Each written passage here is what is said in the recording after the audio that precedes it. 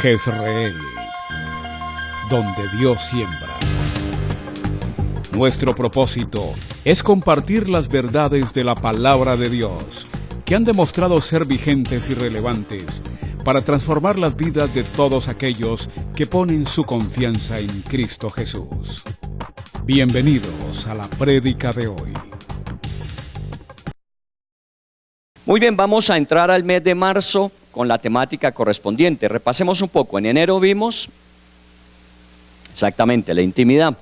En enero yo sabía que usted iba a decirlo, solo que me adelanté. El mes de enero fue la intimidad, la importancia de tener una relación profunda con Dios. Es lo primero y lo más importante. Yo creo que al final de cuentas, por lo mismo que dijo Jesús, en la vida lo que realmente vale la pena son las relaciones. Porque de todos los mandamientos, 600 tantos que hay en la Biblia, de los 10 en los que se condensa la ley, hay 2 que dijo que era el resumen de toda la ley. El primero es amar a Dios sobre todas las cosas y el segundo, amar al prójimo como a uno mismo. Así que si miramos, si Jesús dijo que toda la ley, toda la experiencia de obediencia a Dios se resumía en esos 2 primeros principios, uno es la relación con Dios y otro es la relación con las personas que están cerca a nosotros. Así que en la Biblia lo más importante siempre serán las relaciones.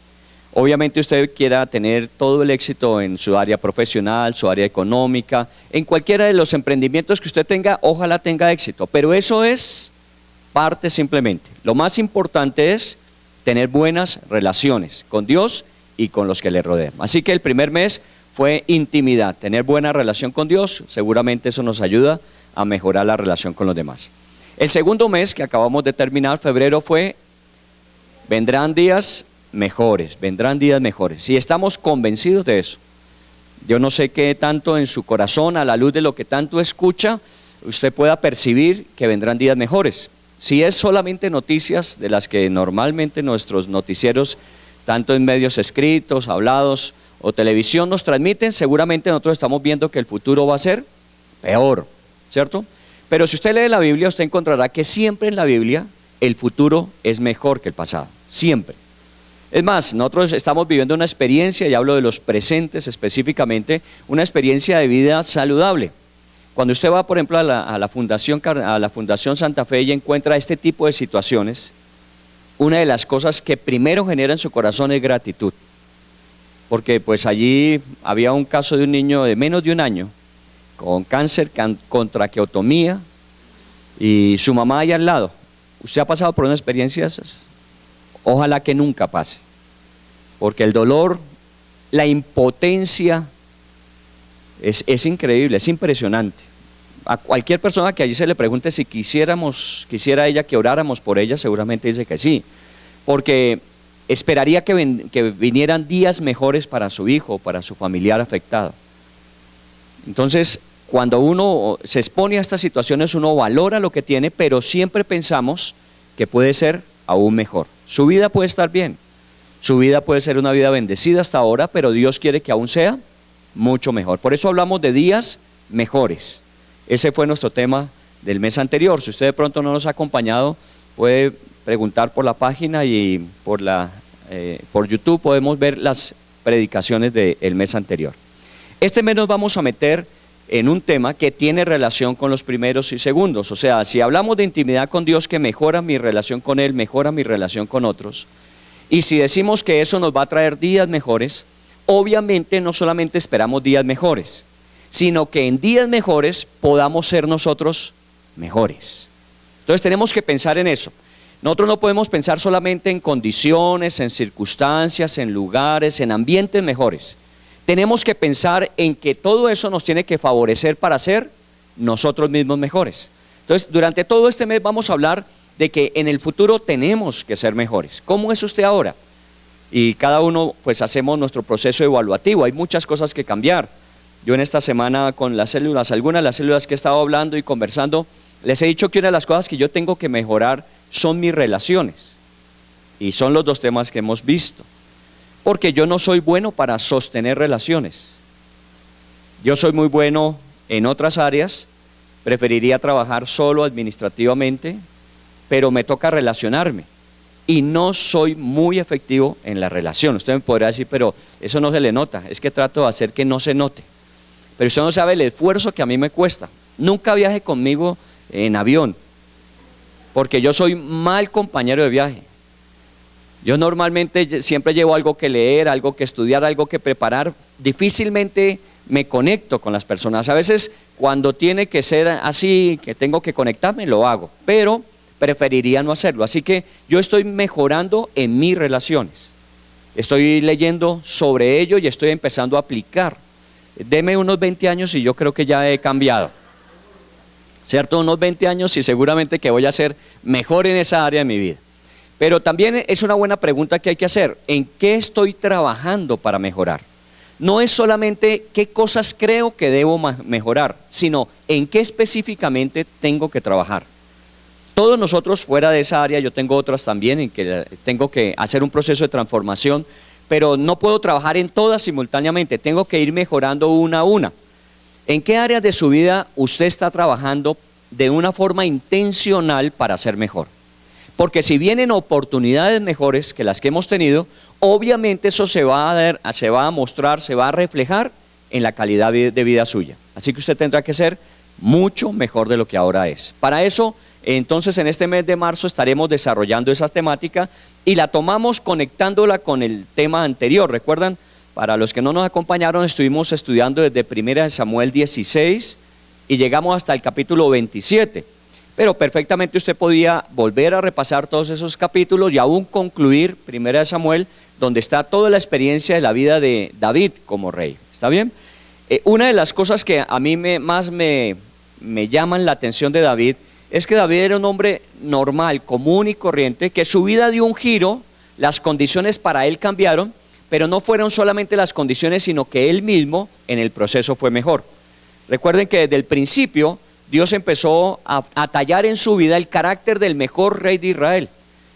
12 años después de 1 Samuel 16, llegó a ser rey y llegó a ser el mejor rey que Israel tuvo en esa época. Fueron 3 básicamente, su antecesor Saúl, su sucesor que fue Salomón, pero el pináculo de la historia de Israel está durante el tiempo de David. Así que llegó a ser el mejor rey, no solamente las mejores condiciones, sino también la mejor persona.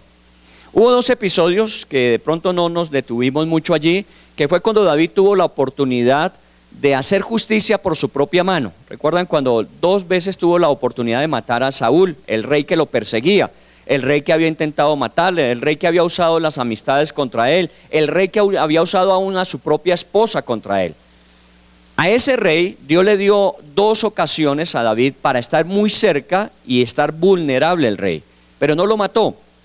Dice que perdonó su vida porque él entendía que el rey era en ese momento Saúl, Dios lo había puesto y el único que lo podía quitar era Dios mismo. Eso es un respeto a la autoridad, que obviamente lo que David hizo en su momento con Saúl, sus hombres lo hicieron al final con David. Porque todo lo que nosotros hacemos, todo lo que sembramos en la vida, eso mismo cosechamos. Si David hubiese matado a Saúl en el proceso, seguramente sus hombres en muchas de esas ocasiones que David dio lugar, lo hubiese matado. Pero le respetaron a él como él respetó a su autoridad. Así que lo que sembramos, eso cosechamos. Pero en esas 2 ocasiones específicas, cuando David perdonó la vida de Saúl, Saúl dijo 2 cosas de David. Fueron tiempos diferentes, hubo tiempo entre una y otra. La primera cosa que Saúl dijo, y si usted después quiere revisar en el 1 Samuel 24, Saúl le dijo: más justo eres tú que yo. Esa fue la primera vez que Saúl reconoció que David no tenía intención de matarlo, que le había perdonado la vida, y habla diciendo: más justo eres tú que yo. Claro, Saúl había intentado por todos los medios, tanto directo como actor intelectual, de asesinar a David. Más justo era David. Y ojalá que nosotros pensemos siempre en eso. No es ser igual de justos sino es ser más justos que. No es ser tan eficientes como otros, sino ser mucho más eficientes. No es ser responsables, es ser mucho más responsables. Es mucho más que. La mayoría de nosotros nos conformamos con el estándar. Y cuando nuestro estándar alrededor nos permite estar cómodos, allí preferimos quedar en lugar de proseguir para ser un poco mejor que. Y no porque usted necesite calificar con otros, no porque usted necesite ser comparado con otros, sino porque obviamente si la vida trae mejores experiencias, tiene que formarnos como mejores personas. Así que tendremos que ser mejores padres, mejores esposos, mejores hijos, mejores suegras, óiganlo bien, tenemos que ser mejores empresarios, tenemos que ser mejores en todas las cosas. ¿Está bien? Muy bien, entonces la primera expresión es: tú eres más justo que yo. La segunda que Saúl dijo de David fue: bendito eres tú del Dios de los cielos, sin duda emprenderás grandes cosas y prevalecerás. Esa fue la segunda vez. Y Saúl ya tenía claro hacia dónde se dirigía David. David se dirigía no solamente a ser un rey, sino a ser el mejor de los reyes. Emprendería grandes cosas y prevalecería en ellas. Y seguramente su futuro, desde el tema anterior y este tema que vamos a estar desarrollando, seguramente su futuro va a ser mejor. Usted va a emprender grandes cosas y seguramente va a prevalecer en ello. Usted va a hacer cosas que de pronto nunca antes se había atrevido, se decidió a hacerlas y grandes cosas vendrán para usted. Pero piense también que eso tiene que hacerle a usted un hombre o una mujer más grande de lo que ahora es. Así que durante este mes siempre esté revisando en qué áreas de mi vida tengo que mejorar, en qué situaciones particulares tengo que cambiar. Y vaya en la medida en que Dios le vaya hablando, trabajando sobre ello. En la medida en que lo hagamos, seguramente llegaremos a ese proceso de ser como Dios quiere que seamos en el futuro. Muy bien, este tema de que ser mejores en el futuro tiene que ver con transformarse, cambiar. Una palabra que pues, no es muy aplicable, pero tiene que darse es mutar. Usted tiene que cambiar, transformarse o mutar. Usted no puede seguir siendo la misma persona. Hay algunas especies animales que producen eso, producen una transformación, una mutación, un cambio, una transformación. El más representativo, de pronto la imagen está en la cartelera. ¿Cuál es? La mariposa. Nosotros siempre usamos la imagen de la mariposa para hablar de la metamorfosis, del cambio, de la transformación, de la mutación. Y seguramente cuando vemos la oruga en sus inicios, nunca pensamos, si no supiésemos cómo es la naturaleza de ella, que pudiese convertirse en un animal precioso y fuera eso con unas características de poder volar. Porque lo que vemos inicialmente no refleja en lo que se ha de convertir, pero el proceso de la metamorfosis lo produce. Es igual en la vida de cualquier persona, no importa cómo la veamos ahora. Si se coloca en este ambiente de metamorfosis, de cambio, de mutación, seguramente va a llegar a ser mucho más de lo que nosotros siquiera pudiésemos pensar. Y esto es bueno aún pensando en nuestros hijos. Nosotros tenemos hijos normales naturalmente, a Dios gracias, ¿cierto? Y los hijos normales, ¿cómo son? Como los suyos y los míos. Son hijos en un proceso de aprendizaje, son hijos en un proceso de cambio, son hijos en un proceso de transformación. No nos quedemos viéndole cómo son ahora, sino siempre pensemos y oremos por ellos en qué se han de convertir en el futuro. Pero es necesario el proceso, es necesario estar pendientes de lo que sucede. Hablando con Felipe, que por ahí anda o se fue ya. Ya en 8 días se casa, o sea, ya en 8 días habrá cambiado su estado. Ha sufrido una metamorfosis, ¿cierto? Ya de soltero pasó a casado, eso es instantáneo, al otro día ya no es el mismo de antes. Yo les he dicho a ellos, ojalá que ustedes tuviesen la oportunidad de que Dios bendiga tanto su trabajo, que su economía les permita que esos primeros años lo puedan pasar con sus hijos, con más tiempo. Ojalá.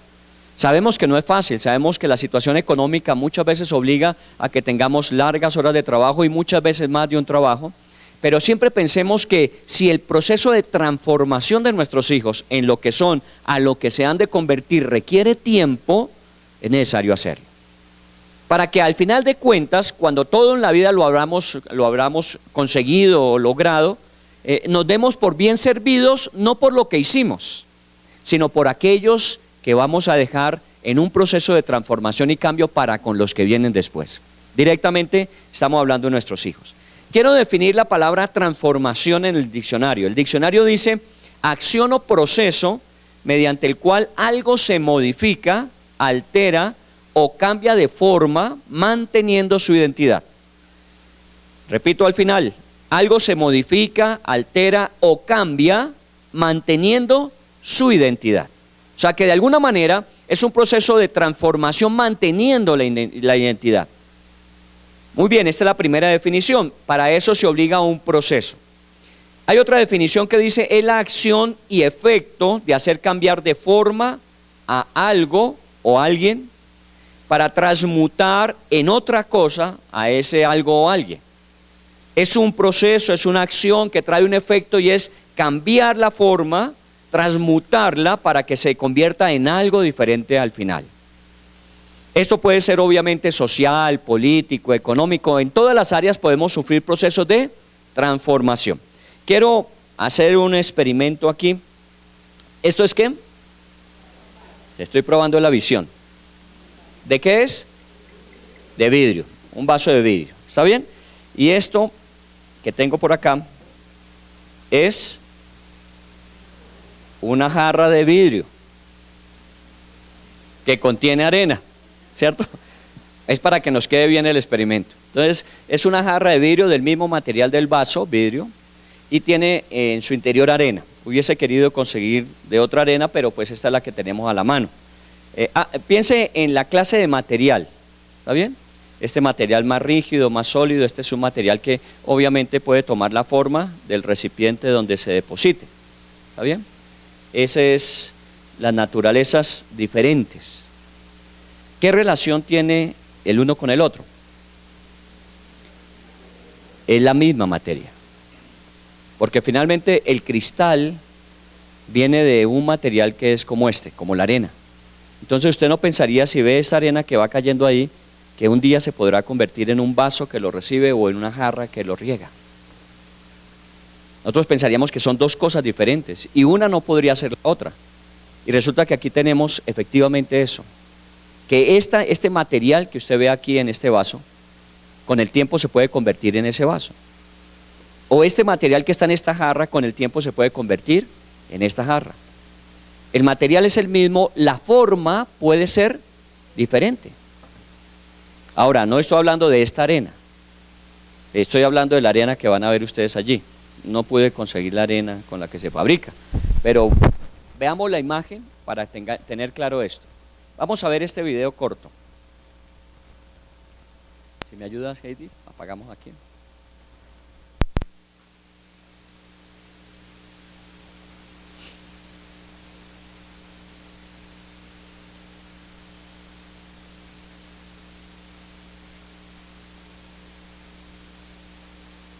Si le ponemos volumen sería muy bueno.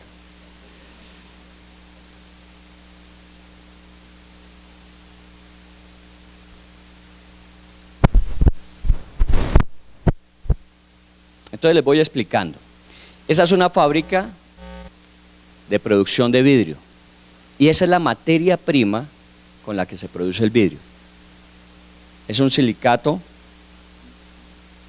que está en forma de gránulos, que obviamente requiere de otros elementos adicionales. Sosa, principalmente.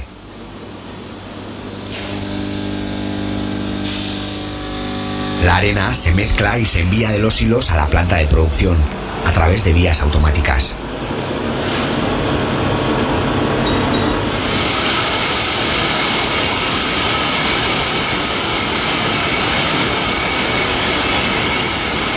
En la planta, la arena se introduce en el horno.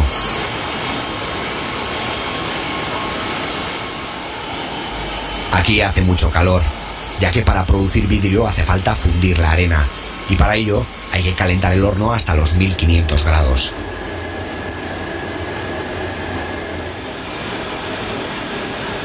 La actividad del horno es incesante, 365 días al año y 24 horas al día. En agosto cumplirá 14 años de trabajo y en ese periodo no ha parado ni un solo día y ya ha producido casi 3 millones de toneladas de vidrio. La arena, una vez fundida, es vertida a una gran piscina. El corazón del proceso de vidrio flotado es precisamente el baño de estaño. El baño de estaño es una piscina enorme, llena de estaño fundido, sobre la cual vertimos el vidrio líquido. El vidrio, al ser menos denso que el estaño, flota sobre este. La relación entre las tensiones superficiales de ambos elementos produce una hoja infinita que se extiende durante los 14 años de vida de la instalación. La hoja de vidrio fundido se prolonga incesantemente.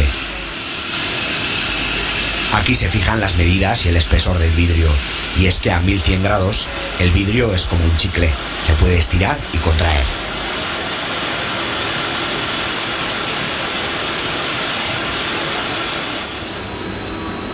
Todo el proceso está automatizado.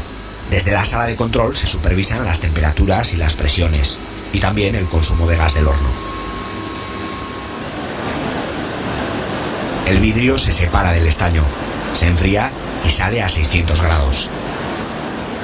Ya es sólido. Los sensores de temperatura controlan las turbinas de enfriamiento, y estas funcionan de forma automática para que el vidrio luego no dé problemas en el corte.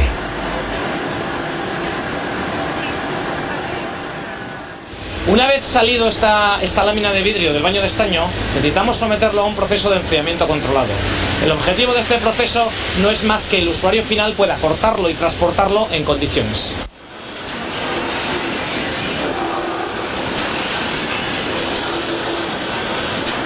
Cuando se encuentra a 80 grados, el vidrio se marca y se corta. El marcado del vidrio se realiza con una especie de diamante falso, el carburo de tungsteno. Lo que hasta ahora ha sido una hoja de vidrio sin fin, aquí ya se separa en distintas partes. El láser controla continuamente los defectos que pudiera presentar el vidrio y se muestran en la pantalla clasificados por colores. Las partes defectuosas se separan y se reciclan echándolas de vuelta al horno. También se eliminan las marcas que han dejado las ruedas del horno en los bordes.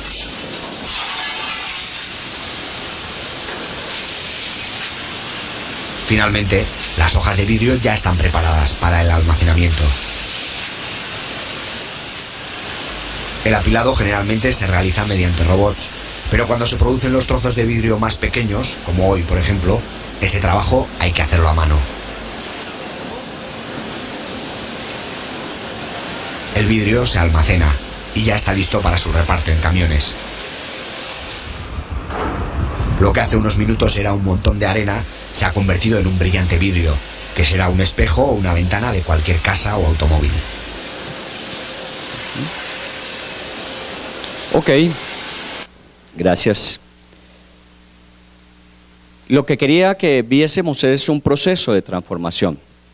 Una materia que en un momento determinado, si nos dijeran que se puede convertir en eso, a veces hasta no le creeríamos, pero es posible y finalmente tenemos un producto terminado. Vuelvo a insistir que ya al final, dependiendo del uso que se le vaya a dar, ese proceso toma una forma definitiva. Y no es diferente en la vida de las personas. Segunda de Corintios capítulo 5 versículo 17 dice: el que está en Cristo es una nueva criatura. Y todas las cosas viejas cambiaron, pasaron y todas se hacen nuevas. De alguna manera, si pudiésemos nosotros ilustrar esta experiencia en Cristo, es Dios nos toma como esta arena y nos trata, nos forma y nos transforma para que tomemos de alguna manera una forma o una manera de servicio hacia el futuro. Todos estamos en ese proceso, en algunos más tiempo, en otros menos tiempo.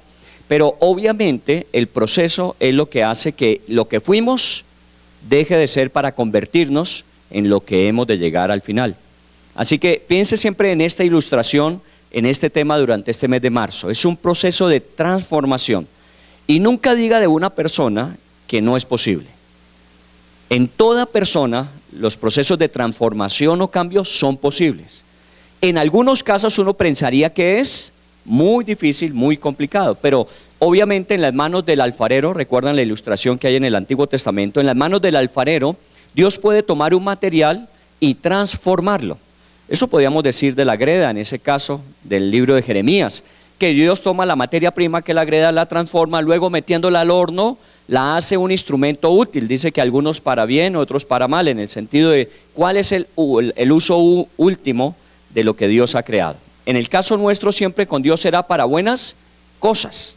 Dios nos tiene preparados para cosas mejores que las que hemos visto. Por eso es necesario que Dios trabaje en nuestras vidas y lo haga de la forma en que su propósito o plan lo ha determinado. Yo sé que todos tenemos planes y ideas y sueños y anhelos personales, y es bueno hacerlo, pero nunca nosotros tendremos un mejor plan que el que Dios como creador tiene. Nosotros nunca tendremos una más brillante idea de la que a Dios se le puede ocurrir con respecto a nosotros. Así que es bueno ponerse en las manos de Dios para que lo haga. En el caso cuando estamos estudiando la Biblia, para los que están en las células que estamos estudiando la caminata bíblica, el conocimiento del Antiguo Testamento, hay una época en donde se pasa de los jueces a los reyes, y el primer rey es Saúl. Saúl al final se convirtió en un rey que no quiso que el uso que Dios le quería dar en las manos de Dios fuese su calidad de vida. Saúl al final pretendió que él tenía mejores planes, y usted sabe que Dios por eso mismo escogió a David para reemplazarlo, porque él pensó que él sabía cómo al final de cuentas usar mejor su vida.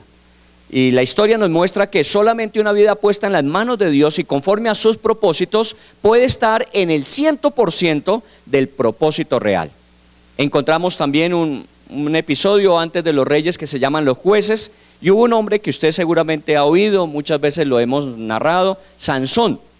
Sansón fue un hombre levantado con unas capacidades particulares para darle a Israel un mejor estatus con respecto a sus adversarios o enemigos. Y efectivamente lo logró, pero por poco tiempo. El corazón de Sansón se inclinó más por las mujeres y por las enemigas, las filisteas. Dalila era parte de ellas. Y finalmente su vida se acortó. ¿Cómo terminó la vida de Sansón? Terminó de la manera más triste que usted pueda pensar en la vida de un hombre, y es tener que morir para cumplir finalmente el propósito, porque durante la vida lo desaprovechó. Al final los enemigos lograron cortarle el cabello, ¿recuerdan? Le amarraron, le llevaron y le pusieron una piedra de molino. Lugar que debía ocupar era un buey, para que constantemente estuviera dándole vueltas a ese molino, y con eso obviamente molían los granos, y allí le pusieron en ese lugar para burlarse de él. Pero antes habían hecho algo, le habían sacado los ojos. O sea que fue un hombre que terminó sin visión y dándole vueltas al mismo lugar para divertir a otros. Tenga siempre presente esa lección. Dios nos quiere a nosotros con visión y nos quiere proyectándonos al futuro, y no para divertir a otros, sino para cumplir la misión que Dios nos encomendó. Pero cuando nosotros creemos que tenemos algo mejor que lo que Dios tiene, podemos terminar de esa forma, sin visión, dándole vueltas al mismo lugar y siendo motivo de diversión para otros. Ojalá que no se repita la historia de Sansón en nuestras vidas. En el caso de Saúl, cuando hablo de Saúl, en Primera de Samuel, Saúl no llegó a ser, al final de cuentas, un hombre desechado para el servicio de Dios, porque Dios lo hubiese tomado entre ojos, sino porque él optó por no estar en el propósito de Dios. Porque mire lo que sucedió al principio, apenas Dios lo ungió como rey. Mire, voy a leerle un versículo, dice: entonces el Espíritu de Dios vendrá sobre ti con poder y serás mudado en otro hombre. Esa es una expresión muy clara en la Biblia. Cuando el Espíritu de Dios viene sobre ti, no eres el mismo hombre. Podrás tener la misma naturaleza, pero no eres el mismo hombre. Cuando el Espíritu de Dios opera sobre la vida de una persona, nunca más vuelve a ser la misma que era antes. Eso quiere decir que su naturaleza la mantiene. Este vidrio mantiene esa naturaleza del silicato, pero no es lo mismo. Ha sido transformado para un uso que obviamente determinó aquel que le tomó. Así que en nuestras vidas esto tiene que ser lo que en el mes desarrollemos. ¿Qué somos y en qué nos hemos de convertir? Obviamente, para poder asumir lo que debemos llegar a ser, tenemos que renunciar a lo que hemos sido. Porque a veces en nuestra vida nosotros queremos seguir acumulando, y cuando usted tiene una capacidad limitada y acumula, también va a haber un límite de acumulación. Si usted mira en su cuarto de San Alejo, tiene un cuarto de San Alejo, me imagino, o bueno, un cuarto de Chécheres, o algún lugar donde va guardando todas las cosas que de pronto ya no son útiles, ya no están en servicio, pero usted siempre piensa, en algún momento la voy a usar, en algún momento. O es tanto el servicio que me prestó que emocionalmente no me quiero desligar de ella. Y entonces usted empieza a guardar. ¿Cuántas cosas puede guardar ahí? tanto como sea la capacidad del lugar. No puede guardar más. Si usted habla del depósito en su conjunto residencial, usted sabe que su depósito tiene 2 metros por 3. No puede guardar más de lo que esa capacidad le da. Así que cuando de pronto llegan otras cosas nuevas y usted va a guardar y encuentra que no hay espacio, ¿qué hace? Revisa lo que de pronto ya ha guardado 20 años y que creyó que algún día lo iba a usar y que se da cuenta que no ha sido operante durante esos 20 años y usted lo saca, le abre espacio. Lo mismo sucede en nuestras vidas. A veces quisiéramos que se acumulara más y más y más y resulta que muchas veces es necesario desalojar para dar lugar a lo que Dios tiene para nuestras vidas. Por eso cuando hablábamos en el segundo tema del mes pasado decíamos que debemos morir a nosotros mismos. Y es una de las expresiones que más usa la Biblia, pero ¿qué es morir a uno mismo? Es que de alguna manera hay muchas cosas que yo tengo que dejar para asumir otras que Dios quiere darme. Hay muchos anhelos en el corazón, sueños en el corazón que llevamos que a veces nos impiden ver lo que Dios tiene para nosotros. En el caso de Lot, se dejó llevar por sus ojos, quiso acumular riqueza y finalmente llegó hasta Sodoma y Gomorra y el día que fueron destruidas, se quedó sin nada. Todo por lo que había trabajado en su vida quedó allí consumido bajo el fuego. Mientras que Abraham, que no se guió por sus ojos, por sus anhelos, por sus sueños, sino le pidió dirección a Dios, Abraham al final de cuentas terminó siempre mucho mejor que lo que terminó su sobrino Lot.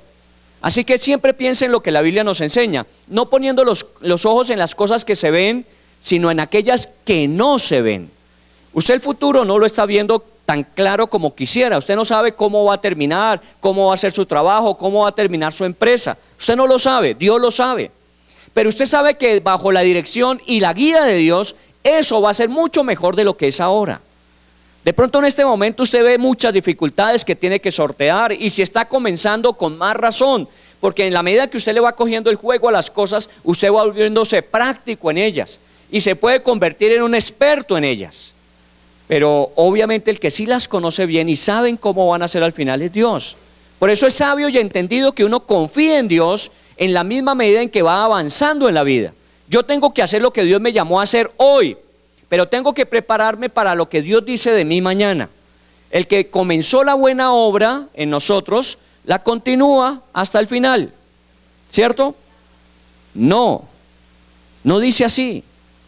Dice la perfecciona hasta el final. No dice que la continúa. Dios no ha comenzado y continúa, sino Dios comenzó y perfecciona, que es diferente. Así que su vida es como la luz de la aurora que tiene que ir en aumento hasta que se haga perfecta. Eso es lo que la Biblia enseña. Ahora, humanamente hablando, vuelvo a insistir, nosotros a veces nos quedamos o mirándonos o mirando a otros como una arena que sirve para determinadas funciones, pero que nunca se podría transformar en esto. Dios sí lo cree y Dios lo está trabajando. ¿Qué instrumento al final en las manos de Dios va a ser usted?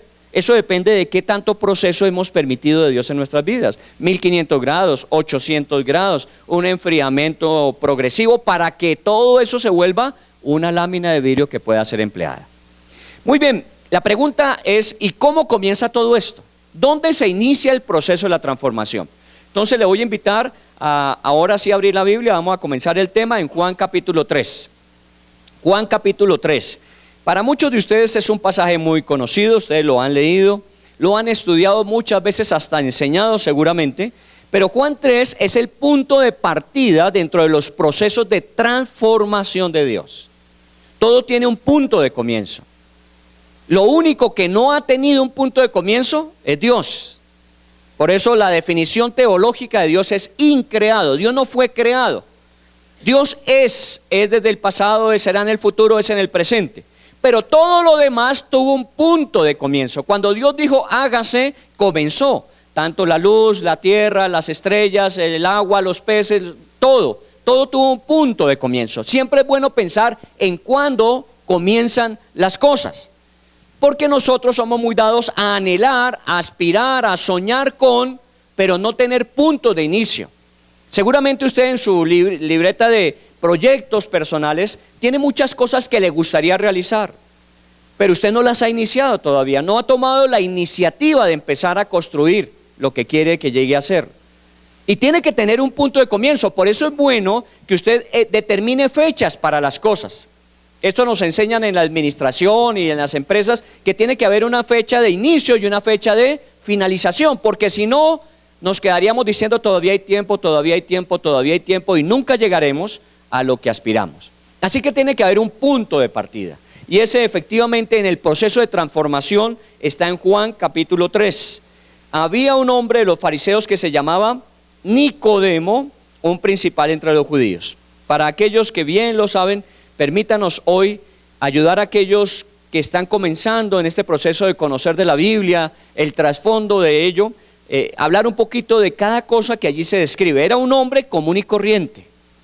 Bueno, digámoslo común y corriente en el sentido de que su materia prima es igual a la de todos los hombres somos iguales.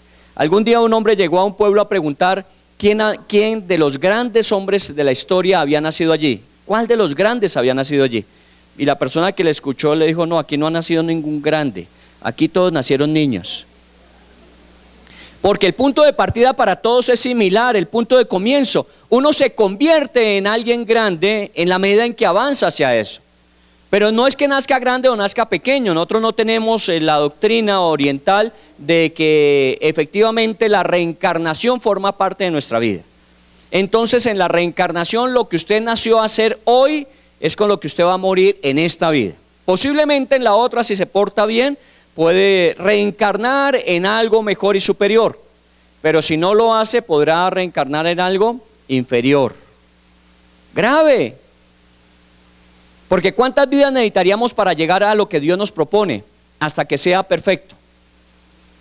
Por eso la Biblia dice, el hombre le es dado morir una vez y después de eso el juicio. Nosotros no creemos en la reencarnación porque la Biblia dice que tenemos una sola vida. Y esa vida se inicia con nuestro nacimiento y se termina con nuestra muerte terrenalmente. Pero esa vida continúa aún más allá de la muerte. Así que tiene un punto de partida, pero el punto final de esa vida, ni usted ni yo lo tenemos. Porque la Biblia dice que Dios nos creó para estar eternamente con Él. Así que, ¿cuántos años tiene hasta ahora? 30, 40, 50, 70, 80 años.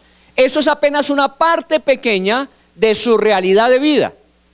Y esta corta experiencia terrenal no es nada comparado con lo que nos espera después de la muerte. Obviamente para aquellos que creemos que hay vida después de la muerte. Y que esa vida después de la muerte es mejor. Por eso cuando nos despedimos de alguien en un sepelio, en un entierro, decimos que pasó a mejor vida. Eso decimos, pero no siempre lo creemos. Pero efectivamente para esas personas que han fallecido están mejor que nosotros. Esta semana hemos conocido de personas que murieron. Ayer falleció otro de nuestros antiguos líderes. Recuerda que hace 15 días le comenté que falleció uno que era un director internacional. Esta semana falleció otro de mis profesores, de los profesores de capacitación de hace 40 años. Y seguramente Chepito hoy está disfrutando de una mejor vida. Así se llamaba, José Antonio Cortés, y entonces le decíamos Chepito. Él era bajito, gordito, canoso, con barba, y entonces parecía un profeta más que... Entonces cuando se sentaba uno a estudiar la Biblia con él, uno se transportaba al Antiguo Testamento, pues. Y su carácter era un carácter muy dulce, su sabiduría era una sabiduría especial. Yo creo que Adolfo lo conoció, ¿cierto? ¿Quién más conoció a Chepe? Norita, bueno, hay varias personas que conocieron. Chepe falleció en el día de hoy. ¿Dónde está él ahora? Está en una mejor realidad que la que aquí vivió. Y si podemos dar testimonio de su vida, aquí fue una muy buena vida. No perfecta, pero fue una vida que fue en progreso de perfección. Ahora está disfrutando de una vida que no va a terminar y que es mucho mejor que la presente. Así que pensemos en que los hombres todos nacemos con la misma naturaleza, pero en qué nos hemos convertir depende de lo que nosotros decidamos. Porque Dios nos dio también el libre albedrío o voluntad para decidir. En este caso, este hombre era fariseo. Bueno, volvemos a los que están estudiando el Antiguo Testamento. Los fariseos, ¿quiénes eran? Era un movimiento, una secta política y social del tiempo de Jesús. Cuando Jesús aparece en el Nuevo Testamento, después de 400 años de silencio del último de los profetas, Malaquías del Antiguo Testamento, encontramos que Israel había salido de la cautividad, había regresado a su tierra, había recomenzado a construir su nación, pero ya en el Nuevo Testamento encontramos a Jesús y el imperio que dominaba en ese momento es el romano, y que dentro de los partidos políticos y sociales de Israel estaban los fariseos, estaban los saduceos, estaban los herodianos. Así que había sucedido algo en esos 400 años. Había pasado algo. Bueno, será motivo para que estudiemos acerca de eso. ¿Qué pasó en esos 400 años? Pero estamos hablando de que ya cuando estamos en Juan 3, hay un hombre que forma parte de un movimiento político, social, que se llaman los fariseos. Posiblemente la historia de ellos se remonta a la cautividad en Babilonia, que comenzó allá cuando estaban cautivos en Babilonia. Allá ellos comenzaron a estructurar lo que sería en el futuro el movimiento de los fariseos. Pero no era el único, también habían saduceos.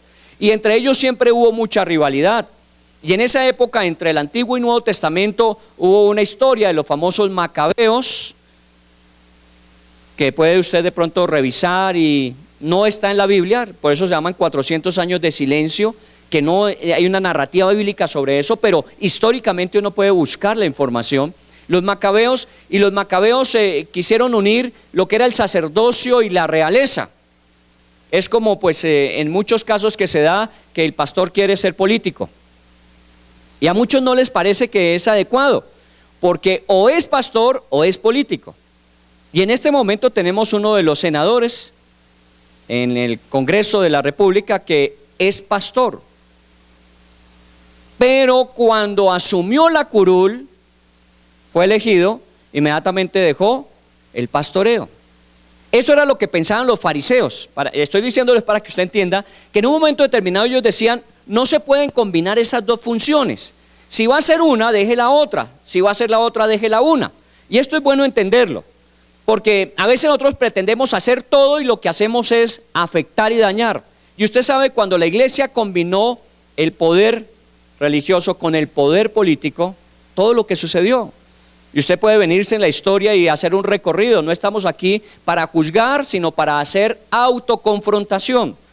Nosotros hemos tenido en nuestra historia, hablando de los creyentes en Jesús, hemos tenido una historia que bastante complicada ha sido cuando combinamos el poder religioso y el poder político. Los fariseos decían que se debían separar, para que usted entienda de qué tipo de persona era. Así que Nicodemo era un hombre fariseo. Eso implicaba también ser muy conocedor de la ley, conocía muy bien la ley y la aplicaba literalmente. O sea, era una persona legalista en la aplicación de la ley. Para él no había tonos grises, o era blanco o era negro. En la ley pues obviamente debe ser así, pero usted sabe que a la ley se le puede dar interpretación. Y dentro de una ley se puede condenar o de alguna manera justificar a una persona. Ellos decían, no, es así o no es así. Y eso eran los fariseos, o sea que de alguna manera podemos hablar de una persona que cuando su palabra daba en algo, la sostenía. Porque para él no había, es que fue qué, no, o era o no era. Y más de eso, durante esa época en la conformación de los fariseos y los saduceos, más o menos 3.000 fariseos fueron ejecutados, 3.000 fariseos por los macabeos apoyados por los saduceos, 3.000. Así que no era un movimiento que tuviese de pronto una gran aceptación, sino al contrario, muchas veces por su ser tan estrictos, por su manera de manejar la ley, ellos encontraban mucha confrontación, pues obviamente así siempre es. Una persona demasiado recta para los demás no se es incómoda, no. Una persona que se comporta de manera íntegra y honesta para los demás nos confronta con que nosotros somos una línea curva comparada con una recta, se nota. Cuando todos somos curvos pues es lo de menos, pero cuando hay uno recto y estamos al lado de él, se nota la curvatura de nuestra vida. Así que estos, por ser tan estrictos, tuvieron mucha persecución. Estamos hablando de no un hombre común y corriente, un hombre que había decidido ser fariseo. Uno no nace siendo fariseo, uno decide ser fariseo. Y cuando Nicodemo decidió ser fariseo es porque su vida iba a ser marcada por la integridad, por la honestidad, por la rectitud, hasta donde humanamente es posible, porque perfecto no lo era. Pero bueno, Nicodemo está allí como un principal, como un fariseo, dice, principal entre los judíos. Una cosa es ser fariseo, que eso ya le da un estatus de posición entre la sociedad de su momento, pero cuando dice principal entre ellos, quiere decir que entre los fariseos era sobresaliente. Recuerda lo que decíamos del común y corriente, no era un fariseo más, era un fariseo mejor que los otros, era un fariseo que superaba a los otros, como se está planteando en este tiempo que no podemos estar en el estándar del común. Usted tiene que ser algo más, porque en usted está la capacidad de ser algo más.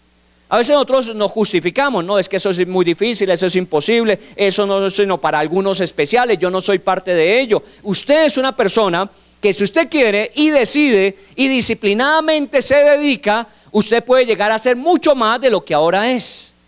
Eso estoy hablando solamente de la disposición suya, su actitud. Pero más el respaldo de Dios es lo que dice la Biblia de Saúl. Fue mudado, transformado, cambiado a otro hombre. Ni usted ni yo nos imaginábamos que un día íbamos a estar donde estamos hoy. Cuando pensábamos de nosotros en el pasado, aspirábamos a hacer lo que hacía todo el mundo. Termine el bachillerato, haga una carrera, dedíquese a una profesión, tenga una familia, tenga hijos y muérase. Pero hoy no pensamos de esa manera. Hoy pensamos de una forma diferente. Todo ese ciclo lo vamos a vivir, pero no al final en declive, sino al final estaremos mucho mejor que lo que estábamos al principio, porque hay conocimiento adquirido, hay experiencia vivida, y fuera de eso hay dirección de Dios hasta el final de nuestras vidas. Él lo hemos venido diciendo, usted no importa que tenga 60, 70 años, no importa la edad que usted tenga. Mientras un día allá usted puede marcar la diferencia. Solo que no puede usted seguir pensando como piensa todo el mundo. Ya me empiezo a preparar, ya la vejez trae achaques, yo ya tengo que empezar a dar las medidas del cajón, cosas como esas. Usted tiene que pensar en qué más Dios quiere que yo esté. Y ahí está un hombre que había determinado ser eso, principal, no común y corriente. Seguramente era un hombre de alguna posición económica, porque la Biblia dice que los que prosperan son los diligentes. Los que prosperan no son los ricos. La gente dice, no, es que los ricos prosperan. No, llegaron a ser ricos seguramente porque fueron diligentes. Eso dice el libro de Proverbios. La mano del diligente es la que enriquece, la del flojo y perezoso es la que empobrece. Así que uno no puede decir que es pobre porque nació siendo pobre. Usted puede nacer siendo pobre, pero no le asegura nada en esta vida que usted tenga que terminar siendo pobre. Eso lo determina solamente usted. O usted puede pensar que como nació rico va a terminar rico, y eso nadie se lo asegura. Si usted no es una persona que procura cada día ser mejor, seguramente todo lo que recibió a lo mejor lo puede dilapidar. Y eso también lo hemos visto en la historia. Así que este hombre era rico, pero cada vez obviamente quería estar en una mejor posición en cuanto a servicio. Recuerde que es estricto, recuerde que es un hombre legalista, recuerde que es un hombre íntegro, trata de vivir de la mejor manera, más honesta posible. Muy bien, se encontró con Jesús. Este personaje es la primera vez que aparece en Juan 3. Si usted quiere, en Juan capítulo 7 aparece otra vez. Y luego en Juan capítulo 19 aparece la tercera vez. Solamente aparece 3 veces en toda la Biblia. 3 veces, Juan 7 y Juan 19, a más de Juan 3. Así que para ser alguien importante en la vida no necesariamente es el protagonismo de las cámaras. Porque a veces nosotros pensamos que como no estamos figurando todo el tiempo, las cámaras no están sobre nosotros, los reflectores no nos están iluminando todo el tiempo, entonces nuestra vida no valió la pena. No, su vida puede ser demasiado valiosa y nunca haber pasado por una prensa, por una noticia, nunca. Este es un hombre de esos que son protagónicos para Dios, pero no necesariamente para los hombres. Así que no se equivoque. A veces nosotros pensamos que llegar a ser grande es que todo el mundo tenga que saber qué hizo usted. No necesariamente. Y es una de las características de la humildad, y es que tu mano derecha ni siquiera sepa lo que hizo la izquierda. Y está hablando de nosotros mismos, que la una no se dé cuenta de lo que hizo la otra. Y si usted lo extiende un poquito más allá de usted, diría que ni siquiera el que está sentado a su lado sepa qué hizo usted o qué dejó de hacer para que otros estuviesen mejor. Porque esa es característica de la humildad. No queremos ser protagonistas, estamos allí y cuando es necesario actuar, actuamos. En Juan 3 actuó la primera vez, en Juan 7 actuó la segunda vez. Cuando dice que allí el Sanedrín, que él formaba parte, eran 70 sabios más el sumo sacerdote, eran personas que juzgaban en Israel. Cuando se reúnen para decir que Jesús debe morir, oiga bien, él formaba parte de un grupo que estaba buscando la muerte de Jesús, pero él no compartía la posición de ellos, simplemente que debemos matarlo porque nos estorba, debemos matarlo porque está dañando el negocio, debemos matarlo porque de alguna manera la gente se está yendo tras de ellos y tras de él y no tras de nosotros. Ellos no pensaban como de pronto pensaba Nicodemo. ¿Sabe cómo pensaba Nicodemo? Voy a leerle un versículo del capítulo 7. Dice: mas esta gente que no sabe la ley es maldita, decían los fariseos compañeros. Y él respondió, les dijo Nicodemo, el que vino a él de noche, el cual era uno de ellos, ¿Juzga acaso nuestra ley a un hombre si primero no se le oye y sabe lo que ha hecho? Miren lo que dijo Nicodemo. Él no dijo que Jesús de pronto era bueno o malo. Él dijo, mire, uno no puede juzgar a una persona sin haberla escuchado, sin haberle dado el lugar a un proceso. Ellos no querían escuchar a Jesús, querían matarlo, y ellos justificaban su posición diciendo, es que afecta al pueblo, afecta a la religiosidad que hemos vivido. Bueno, Jesús cambiaba, transformaba la vida de las personas, y cuando la vida de las personas se transforma su entorno. Eso es obligatorio. Y eso no les convenía. Pero Nicodemo levantó la mano y dijo, perdónenme una palabra. Está bien que si es culpable merezca el castigo que se le impone, pero no se le puede juzgar sin haber sido escuchado primero. Y lo llamaron, ¿cierto? Carreta. A Jesús nunca lo llamaron a descargos. Solamente cuando fue presentado ante Pilato, ante el sumo sacerdote, le conjuraron allí qué era lo que él decía, pero no lo cogieron allí leyéndole los derechos en el huerto de Getsemaní. Pero Nicodemo rectamente procedió. Oiga bien que entre un grupo de personas que no piensen de la forma adecuada puede haber alguien que vaya en contra. Y eso estamos llamados a hacer, ser la diferencia. De pronto nosotros decimos socialmente eso es normal, eso todo el mundo lo hace, eso es corriente. Pero usted no, usted debe ser diferente. Y Nicodemo lo manifestó. Pudo haber perdido ese día su chanfa ahí en el Sanedrín, ¿cierto? Porque a quién le conviene tener un hombre tan recto cuando ellos tenían tan malas intenciones. Pero bueno, ahí estuvo. Y en Juan 19, la última vez que aparece Nicodemo es cuando va con José de Arimatea y lleva las especies, porque el que colocó las especies para ungir el cuerpo de Jesús ya fallecido fue Nicodemo. Por eso pensamos que es un hombre rico, más o menos eso podía costar 300 denarios y eso era mucha plata. Y él estuvo dispuesto a llevarlas, solo que no encontraron el tiempo y la oportunidad para usarlas, porque recuerde que era ya el viernes y entonces entraba el sabbat y tocó dejar a Jesús envuelto en la sábana apenas. Me imagino las especies quedaron ahí en el sepulcro, esperando que llegara el día siguiente al de reposo y efectivamente acabar de enterrar a Jesús. Pero el día que llegaron ya no estaba. Entonces, de alguna manera, Nicodemo aparece y aparece siendo muy significativo. Esta es la primera vez que aparece. Y se reunió con Jesús, dice en el versículo 2, este vino a Jesús de noche y le dijo, Rabí, sabemos que has venido de Dios como maestro, porque nadie puede hacer estas señales que tú haces si Dios no está con él. Sabemos es un plural, usted lo conoce. O sea que hay más de uno que opina así. Pero no fue sino uno solo el que se atrevió a ir a Jesús y decirle, ¿sabe qué? Nosotros sabemos.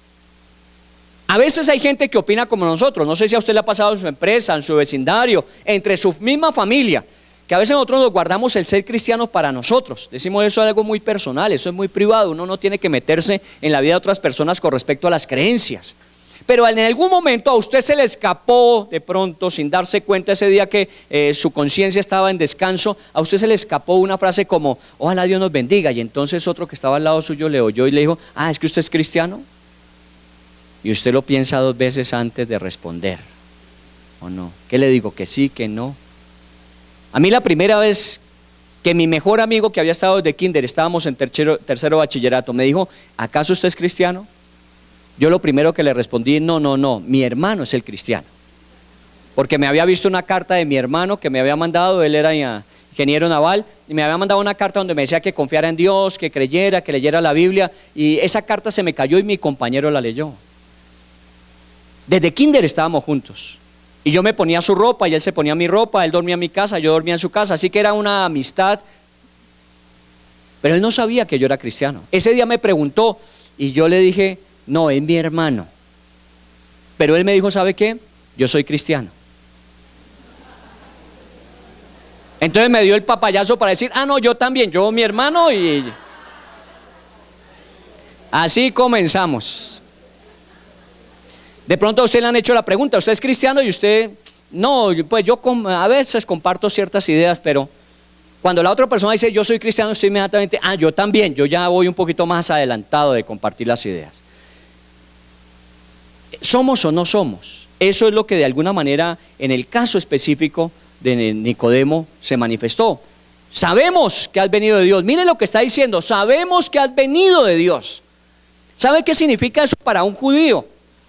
Saber que el que está hablando con él no es cualquier persona. Para nosotros que alguien diga, ves que yo vengo de Dios, uno dice, este está loco.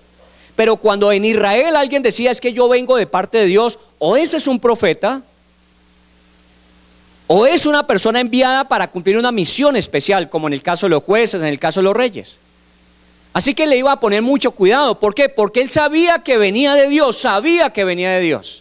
Eso es como cuando nos hablan a otros de Jesús. De pronto a usted le plantearon alguna oportunidad acerca de Jesús y usted tenía su concepto de Jesús. Que Jesús es un buen personaje histórico, es un buen personaje social, es un hombre de transformación, de cambio, y usted tiene unas opiniones de Jesús.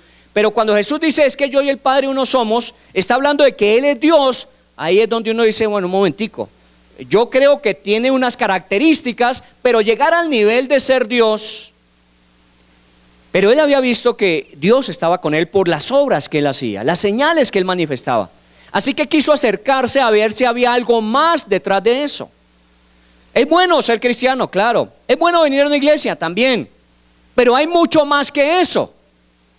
No nos conformemos con venir a una iglesia, ni con ser buenos cristianos, mejorar ciertas áreas de nuestra vida y que socialmente de alguna forma demos un buen testimonio. Hay más que eso, la vida no es solamente para eso. Si Dios quisiera dar testimonio, podía usar un solo ángel y hacerlo más eficiente que lo que nosotros juntos haríamos.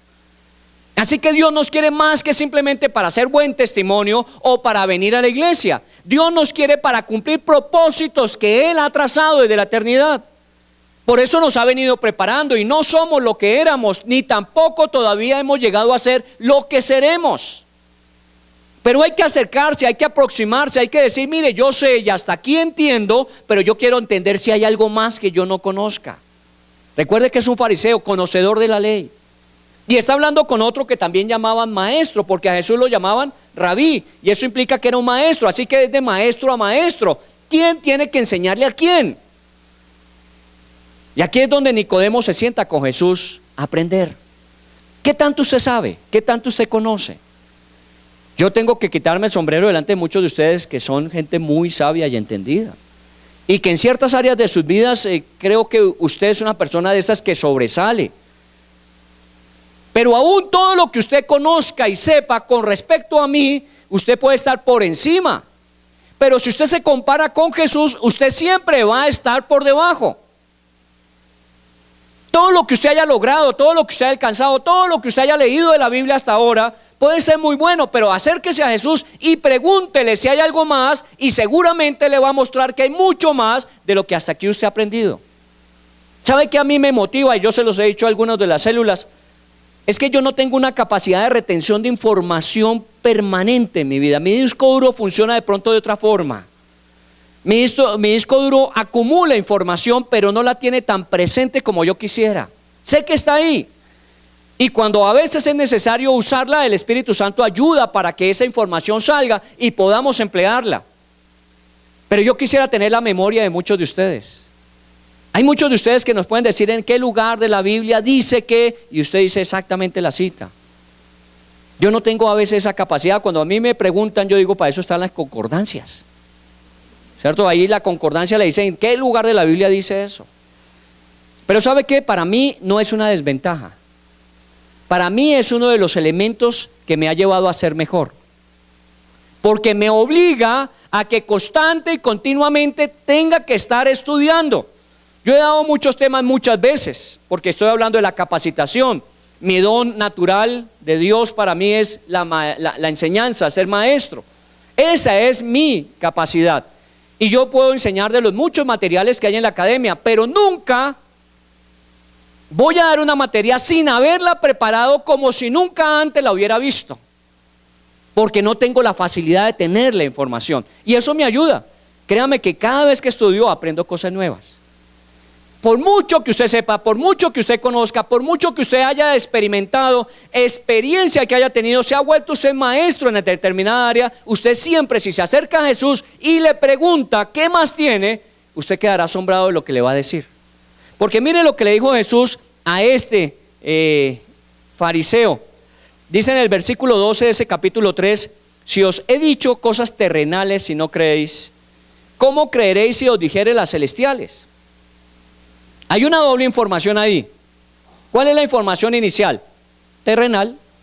Si les he dicho las cosas terrenales, pero luego digo, y si les llego a decir las cosas celestiales, hay un nivel diferente. Hay muchas cosas terrenales. Y seguramente en esas cosas terrenales cada uno de nosotros es diferente en la especialidad, en el área profesional. Tenemos mucha información. Pero si en este momento el Señor empieza a hablar de cosas celestiales, todos nosotros tenemos que poner cuidado. Porque en esas el experto es Él. Y de eso se trata en la iglesia. En la iglesia no venimos a repetir lo que usted escucha en su empresa. Escúchelo bien en su empresa. En la iglesia no venimos a repetir lo que usted puede ver en internet. Estúdielo en internet. En la iglesia cuando venimos a estudiar la Biblia es preguntándole a Dios, ¿y qué tienes tú para decirme? ¿Qué me vas a enseñar ahora? ¿Qué nuevas cosas tengo que aprender? Y seguramente si esa es la actitud, nunca se irá vacío. Siempre se irá con algo nuevo. Así sea una palabra. Mire, una palabra es el comienzo de una veta en una mina. Una palabra que Dios le deje a usted en su mente, empieza a trabajar en ella. Estoy trabajando una de 3 que Dios en un sueño hace poco me dio. ¿Qué somos? ¿Qué hacemos? ¿Qué tenemos?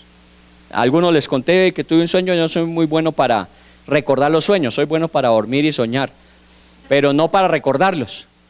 Y una mañana me levanté muy temprano, 2:30, 3 de la mañana, y tenía esas 3 cosas en mi mente muy claras. Y yo cuando tengo esas experiencias en mi vida, sé que ese es un punto de partida. Ahí no se me dijo nada raro ni especial. ¿Quiénes somos? ¿Qué hacemos? ¿Qué tenemos? Y las apunté en mi celular, las tengo copiadas. Lo dejo siempre ahí a la mano para poder en esos momentos escribir, porque si no después se olvida. Y estoy trabajando. La primera que estoy trabajando es esta. ¿Quiénes somos? Porque a veces nosotros nos contentamos con lo que somos y no pensamos en lo que podemos llegar a ser. Nos hemos conformado, esto soy. Pero usted no va a terminar ahí. Bueno, si hoy, en este momento, terminara su vida, a lo mejor usted era eso y fue solamente eso. Pero si usted mañana se despierta, piense que usted no fue llamado a ser lo que hoy era. Usted mañana tiene que ser mejor, y una semana, un mes, 10 años, usted no puede morir igual que hoy. Y eso es lo que la Biblia determina. Este hombre se acerca a Jesús a decirle que no sé qué debo aprender. Soy un maestro. Por eso Jesús le dijo, póngale cuidado, porque he hablado de cosas terrenales y usted no las ha creído. ¿Cómo será si empiezo a hablarle de las cosas celestiales? Este es un mensaje para los flojos, ¿o no?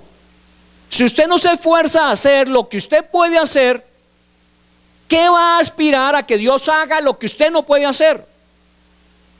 Por eso la Biblia siempre me lleva a ir al límite de lo que yo puedo hacer. Usted tiene una capacidad que tiene que ponerla al 100%. Ahora, su capacidad puede ser 1 denario, 2 denarios, 5 denarios. La capacidad nunca es igual. Pero la productividad de la capacidad sí es demandante.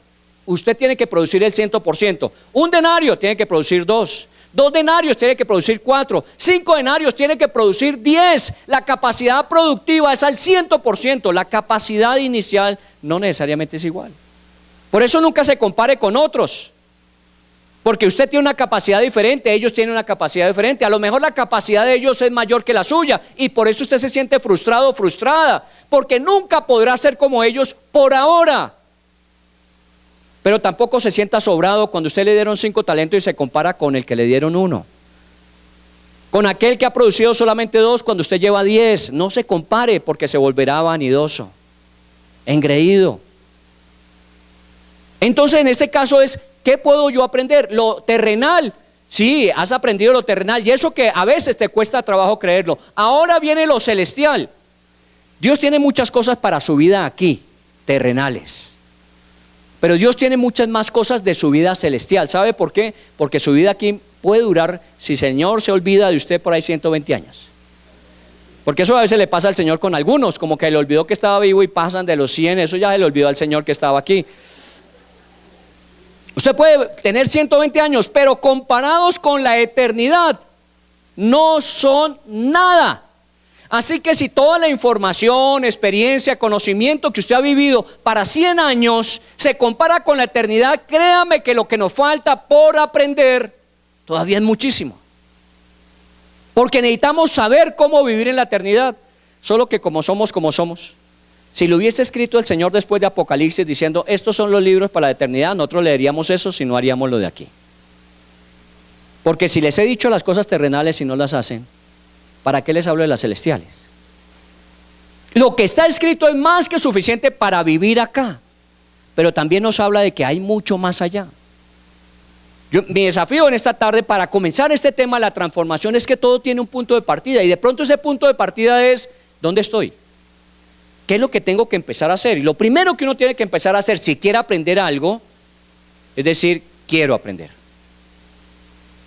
No es sentarse usted a decir, ¿qué me van a decir? A ver, ¿qué nuevo? Porque yo todo lo sé y todo lo conozco. No. Siéntese siempre y ore diciendo, Señor, quiero aprender. Y seguramente siempre se irá con cosas que le van a servir. Vino y se sentó con él y le dijo entonces, nadie puede hacer estas cosas que tú haces si Dios no está con él. Tú eres un tenaz, sobrepasas cualquier cosa que nosotros veamos. Y entonces Jesús le respondió, gracias amigo mío, por eso estás muy cerca de mí. Yo necesitaba que alguien me dijera eso porque hasta ahora nadie se había aproximado a decirme eso. Estoy parafraseando y saliéndome del contexto, la Biblia no dice eso. Jesús no se puso a decirle, hola Nicodemo, qué gustazo para mí tenerlo aquí.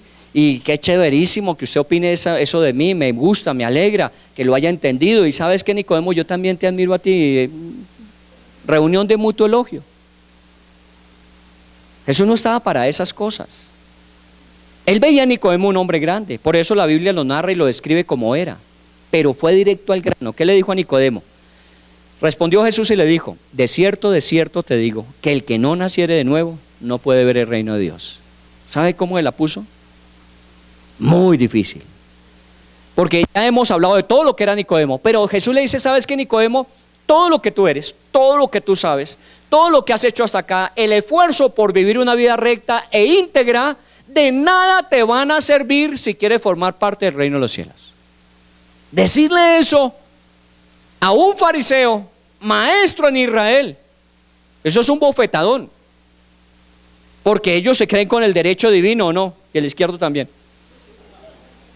Ellos se creen que nosotros somos los salvos. Los que necesitan salvación son los demás pueblos. Es el concepto a veces de Israel mal entendido de haber sido elegidos como el pueblo de Dios.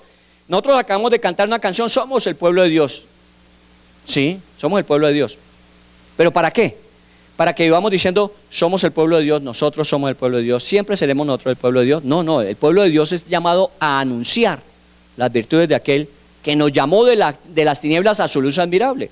El pueblo de Dios de Israel, que Dios escogió, no era para que se sentaran ellos a darse mutua consolación diciendo, nosotros somos los chachos del paseo, somos el pueblo, somos los salvos, los demás tienen que buscar salvación. No, ustedes son necesarias de salvación y tienen que comunicarla a otros. Ustedes tienen que ir más allá.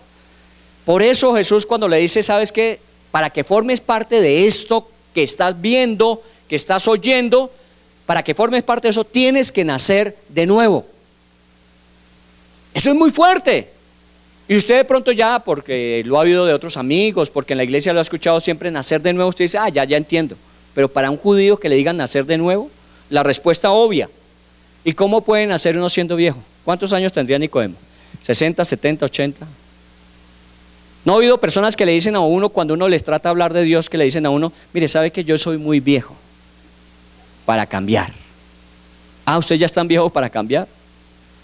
Usted es tan viejo que no va a cambiar. Grave ese pedacito. Doña Leonor, que está por ahí, ¿no?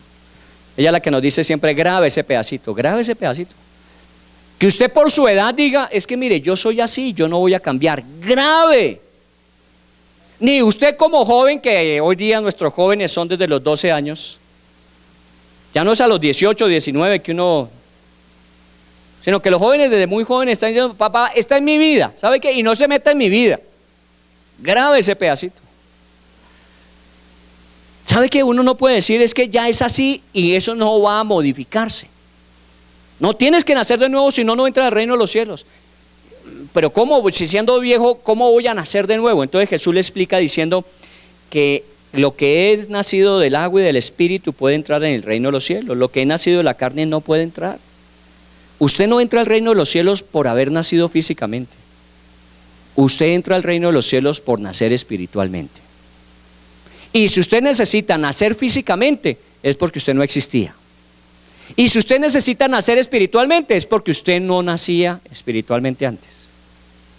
Mi gran conflicto cuando yo comencé la vida cristiana es, soy religioso, 13 años con curas, familia religiosa, he practicado mi religión cada semana, yo no necesito de esto.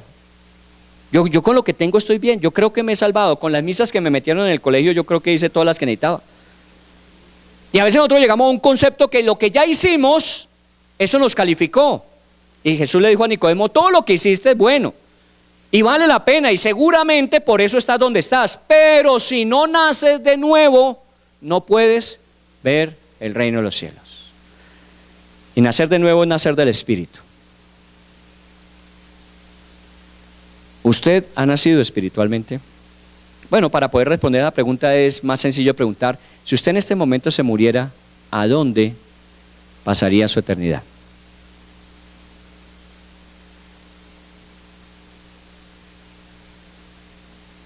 No me ponga tan trascendente que estamos en fin de semana y nos queda el domingo, dice. ¿Para qué tira el fin de semana? Ponerse uno a pensar dónde voy a pasar mi eternidad. ¿Sabe qué? Es una pregunta que depende de su respuesta a lo que usted viva acá y cómo se prepare para allá. Es sencillo. Mire, el que no está seguro si es o no nacido de nuevo, es una persona que será insegura en todas las demás cosas de la vida. Por eso Jesús fue directo al grano con Nicodemo. ¿Has nacido de nuevo? Si quieres en el reino de los cielos tienes que nacer de nuevo. ¿Has nacido de nuevo? Entonces Nicodemo le dice, no he nacido. Yo nací una vez físicamente, necesito nacer una segunda vez. No, tienes que nacer del agua y del Espíritu.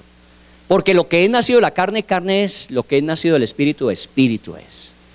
No nos dice aquí específicamente el pasaje que Nicodemo se puso de rodillas y repitió, Señor Jesucristo, yo te necesito, te abro la puerta de mi vida. Pero seguramente se quedó con la pregunta en la cabeza. ¿Has nacido de nuevo? Y ese es el punto de partida para una transformación. Si esta arena no la tomamos de donde estaba, jamás podrá convertirse en lo que llegó a ser. Por eso Dios va al encuentro nuestro. La Biblia dice, no olvides de la roca de donde fuiste sacado. Dios va a buscarnos. A veces nosotros pensamos, no, yo vine a buscar a Dios. Dios fue a buscarlo antes de que usted le buscara a Él. Usted está aquí porque Dios le estaba buscando y seguramente varias veces le insistió sobre esto. Pero algún día llegó el momento en que usted dijo, yo voy a buscar a Dios. Bueno, pero no quiere decir que tú comenzaste la búsqueda de Dios. Dios tenía búsqueda de ti desde hace mucho tiempo. Tenías orden de captura espiritual. Ahora lo que necesitas, ¿qué es? Responder la pregunta, ¿has nacido de nuevo? ¿Estás en el proceso en que Dios puede tomar lo que eras y convertir en lo que has de ser? Porque si no tienes el nuevo nacimiento no puedes entrar al reino de los cielos. Y de eso se trata esta tarde. Para poder asegurarnos que durante todo el mes sea provechoso nuestro estudio acerca de la transformación, es necesario preguntarnos, ¿hemos nacido de nuevo? Porque la materia prima para que Dios transforme a una persona es haber nacido de nuevo. Nicodemo, tienes que hacerlo. Vuelvo a insistir, la Biblia no nos dice si allí Nicodemo lo hizo o no lo hizo. Parece que sí, ¿por qué? Juan 7, Juan 19. Parece que sí. Nadie puede asegurar por otra vida sino por la suya misma. ¿Está bien? Nosotros no podemos decir, nos vamos a encontrar con Nicodemo, a lo mejor sí, a lo mejor no sé. Pero bueno, estuvo ahí protagonista. Entonces yo creo que sí, se arriesgó a irse a pedir el cuerpo de Jesús al final, yo creo que de pronto se identificaba. Si no, el pobre Nicodemo estará rascándose la barriga ya en su sepulcro diciendo, ¿y por qué no nací de nuevo? Pero usted no tiene ese chance y esa oportunidad, usted tiene que definirlo. Algunos de ustedes me dirán, no, pero yo ya lo tengo definido, yo ya he recibido a Cristo, bueno, me alegra mucho y ojalá lo tenga bien seguro y que no lo va a perder. Porque algunos han recibido a Cristo, tienen la salvación, pero tienen temor de perderla. Usted no tiene por qué tener temor de perder lo que usted no ganó. Si usted lo hubiera ganado, usted lo podría perder. Pero a usted le fue dado, a usted le fue regalado, dice la Biblia. Así que lo que usted tiene que hacer es aceptarlo y vivir con ello. Y si usted está seguro de eso, créame que en las demás áreas de la vida uno está seguro. Lo que yo le he dicho muchas veces acerca de la muerte, ¿por qué la muerte no nos debe preocupar? Porque la muerte es apenas un estadio dentro de toda una eternidad de Dios. Así que la muerte no es el final. Al que piense que de pronto no hay nada más después de la muerte es un asunto grave. Al que no está seguro de qué va a pasar después de la muerte, es un asunto difícil. Pero los que hemos resuelto como Nicodemo de pronto en esta oportunidad, que hemos nacido de nuevo, la muerte es simplemente pasar de esta vida a una mejor vida, de una vida temporal a una eterna, de una vida de corrupción a una vida de incorrupción, dice la Biblia. Así que es ganancia. Por eso, aunque usted no lo crea, sus días futuros van a ser mejor. ¿O no? Pero usted va a ser una persona mejor. Yo quisiera en esta tarde, sin dejar pasar la oportunidad de que usted se pregunte dónde pasaría su eternidad. Y si no está seguro o segura, que usted lo definiera esta tarde. La Biblia dice que Jesús vino a darnos vida y vida eterna. Todo aquel que tiene al Hijo de Dios tiene la vida, todo aquel que no tiene al Hijo de Dios no tiene la vida.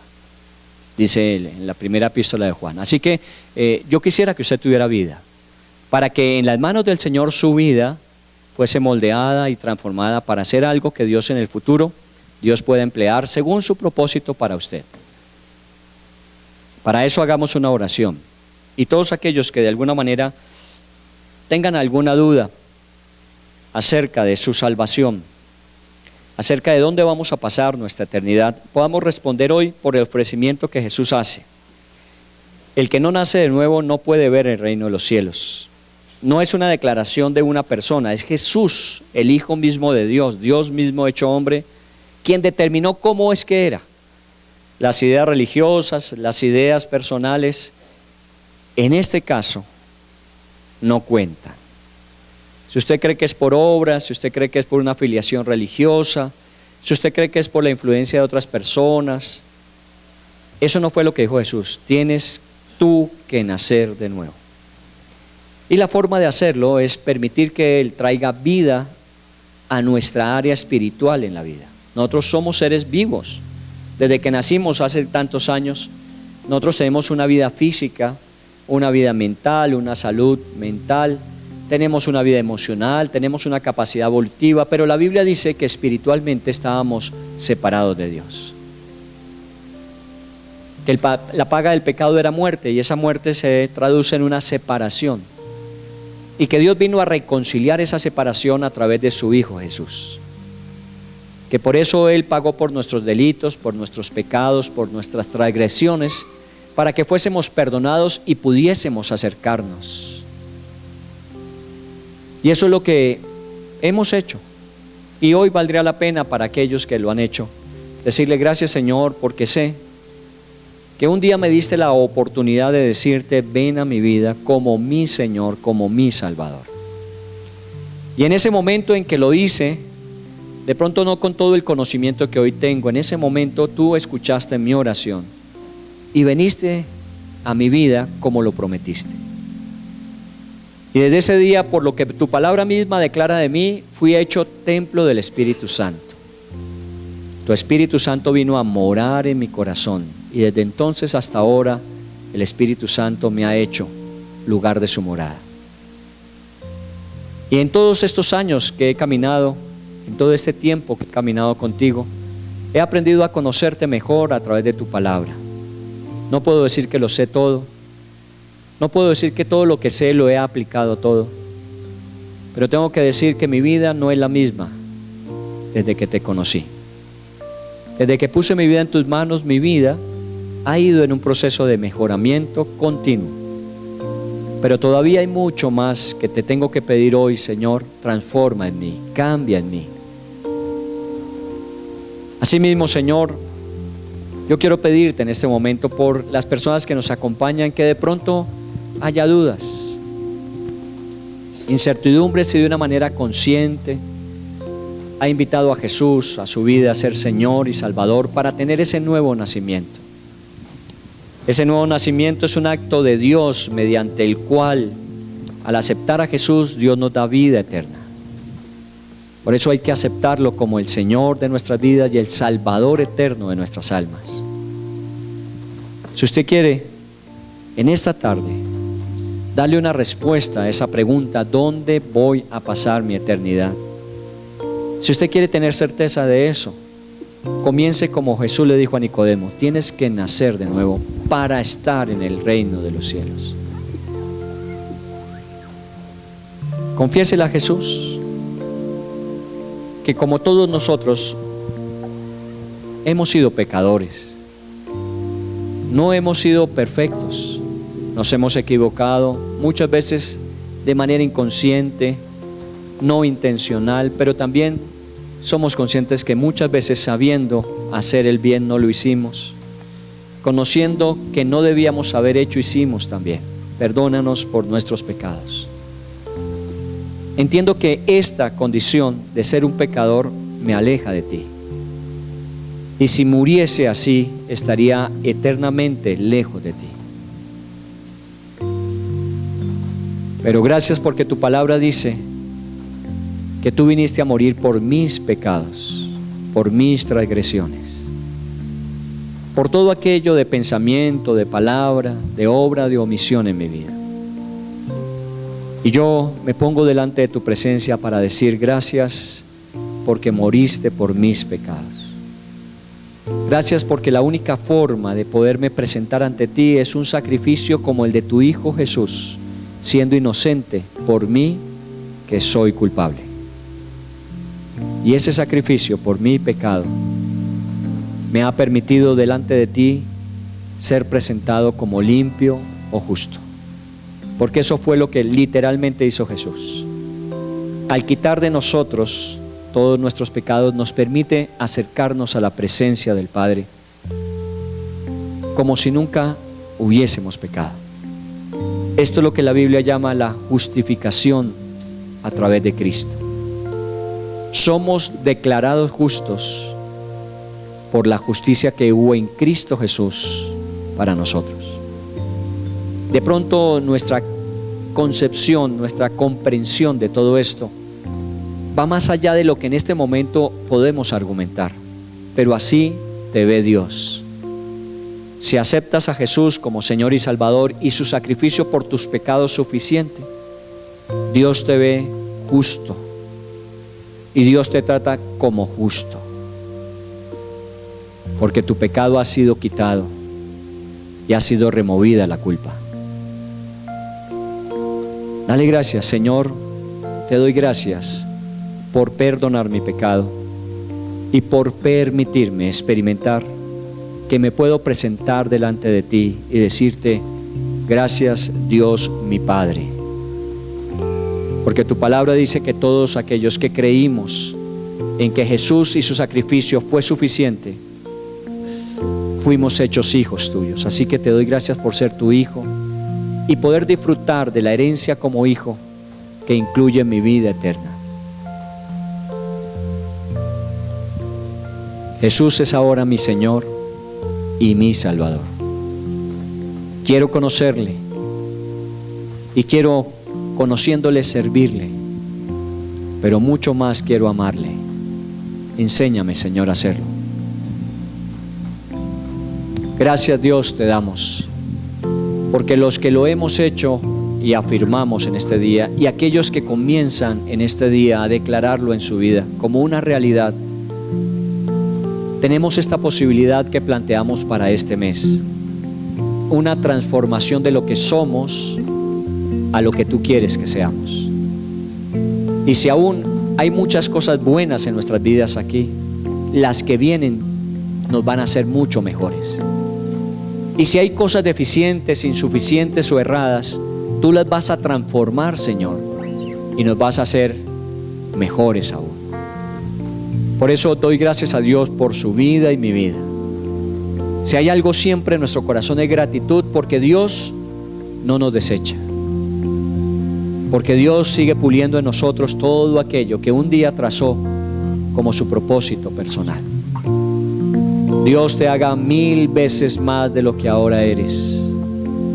Como está así en la Biblia, en el Antiguo Testamento, diciendo de Israel, yo lo declaro sobre tu vida: Dios te haga 1000 veces más de lo que ahora eres. Y Dios te haga un hombre o una mujer, adulto, joven, o joven niño te haga lo que Él siempre quiso que fueras. Que no llegues al final de tu vida pensando que simplemente era el ciclo natural. Tu vida es sobrenatural y Dios tiene grandes cosas para ti. Cantemos esta canción y vayámonos con la certeza y la seguridad. Él está en nuestro corazón, Él vive y nos da vida.